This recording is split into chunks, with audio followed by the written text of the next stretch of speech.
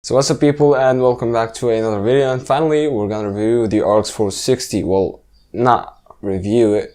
We are about 12 months later from the release of it. So I guess we're gonna go through some pros, cons, and I'll leave some benchmarks down in the description. So what's good about this GPU, that it's really good. You can play pretty much any game at 1080p ultra settings. Maybe in some games you have to turn down the settings to high to get stable 30 frames per second. A game like Witcher 3, I got frame rates around 30 to 35 frames per second in ultra settings, and it looked really good. And it was really a good price per performance, assuming that I got this GPU around $70. So if you can find this GPU for that price, then I would safely recommend this GPU for you, new or used. But if you don't want to take the used route, then this is not for you. Now, what's not good about this GPU, or the cons of this GPU, it's a budget GPU, but it's not made for all budget gamers. It's kind of more directed towards the people that are gonna build a new gaming PC, not the ones who are only looking for a GPU upgrade. So assuming you have a pre-built Dell PC, this GPU doesn't usually come in low profile variants, and also some of the models have 6-pin power connect, which means that if you don't have a good power supply, you'll have to upgrade. And if you have a low profile case, I guess you need to do a case upgrade. The 750 Ti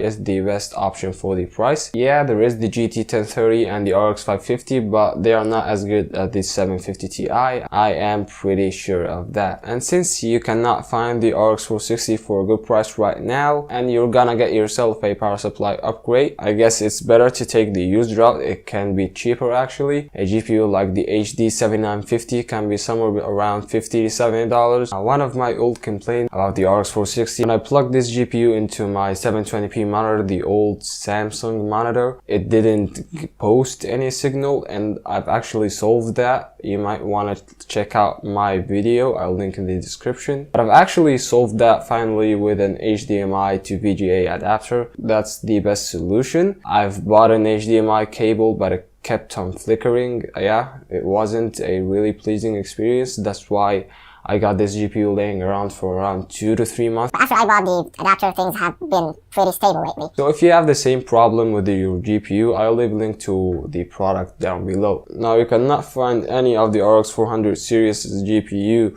for a good price because of the release of the RX 500 series.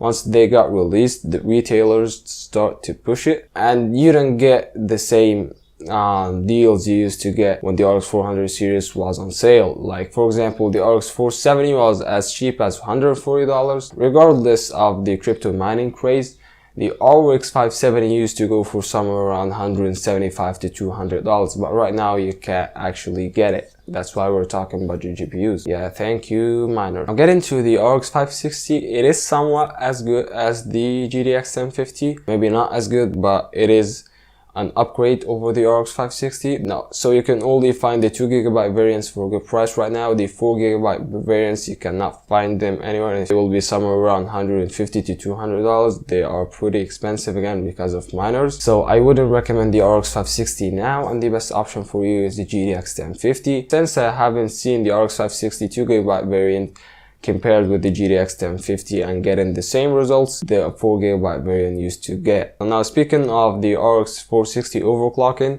I got some really interesting results. I was able to push it on core up to 1350 MHz, and on memory clock I was able to get it all the way up to 2000 MHz.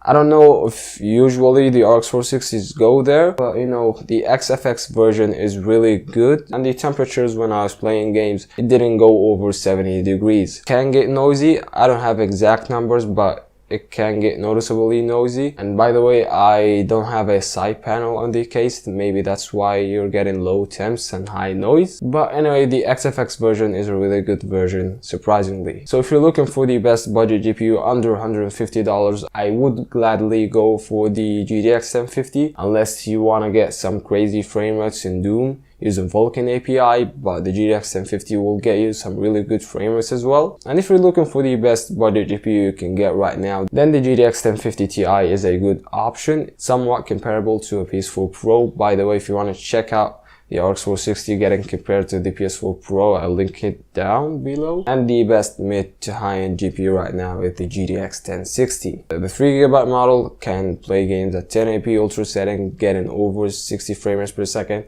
You can push it to 1440p or even 4K, but you cannot push settings like texture settings because of the VRAM limitation.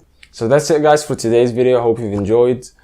Let me know what you think down in the comments, and subscribe if you found this video helpful and you want to see more reviews. Like really, if you want to see more reviews, let me know down in the comments below. So thanks for watching, and I'll see you in the next video. Peace.